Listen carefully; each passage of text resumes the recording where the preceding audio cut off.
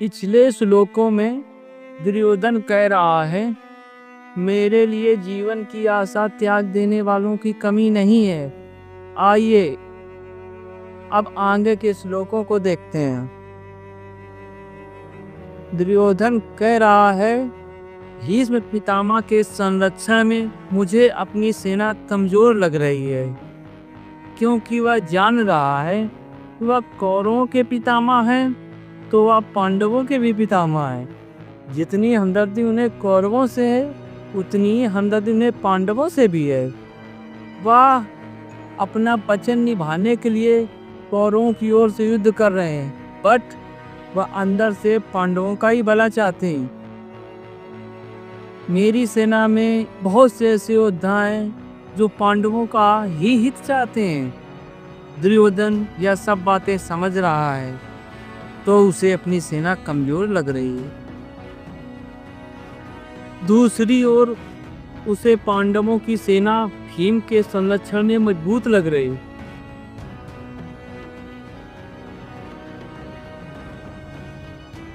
क्योंकि वह सब एक मत थे, वह सब धर्म पर थे, भगवान कृष्ण उनके साथ थे।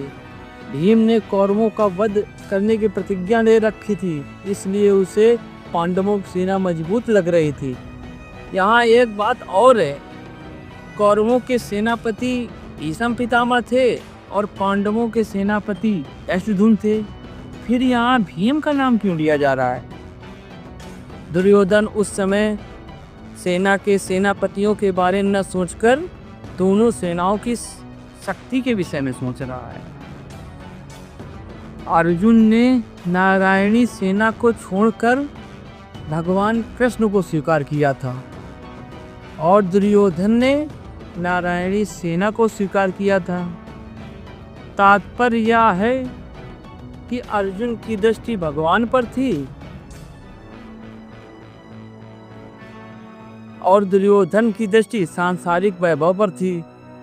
जिसकी दृष्टि भगवान पर होती है उसका हृदय बलवान होता है, क्योंकि भगवान का बल सच्चा होता है, और जिसकी दृष्टि सांसारिक वैभव पर होती है उसका हृदय कमजोर होता है। जो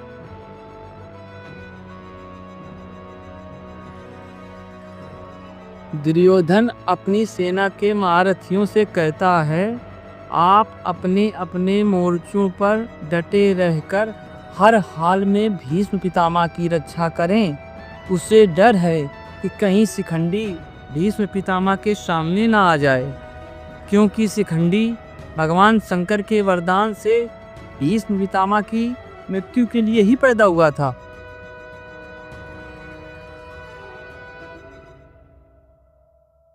वह सोचता है जब तक भीष्म पितामह जीवित हैं वह अपने आप को सेफ मानता है, और द्रौपदी चीर हरण में भीष्म और द्रोण चुप रहे थे। उसे आश्वासन मिल गया था कि यह मेरे अन्याय के साथ मेरा अंत तक साथ देंगे।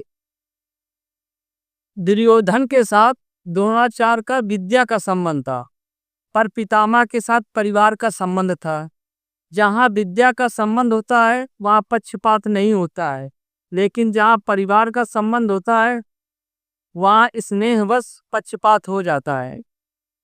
दुर्योधन के चालाकी से कहे गए वचनों का द्रोणाचार्य पर कोई असर नहीं हुआ, पर जब भीष्म पितामह दुर्योधन को हताश देखते हैं तो वह उसको खुश करने के लिए सिंह के समान गर्जना करके जोर से शंख बजाते हैं। आयु में शांतनु के छोटे भाई बाहिक भी वहां मौजूद थे, पर भीष्म पितामह को कुरुवृद्ध कहा गया है क्योंकि वह धर्म के बहुत अच्छे जानकार थे और उन्होंने कनक और कामिनी दोनों का त्याग किया था। न विवाह किया था न राज्य लिया था। आप पितामह की सिचुएशन को समझे, ना आप शादी करें ना आप पैसे जोड़ें तो फिर ऐसे जीवन का करेंगे का?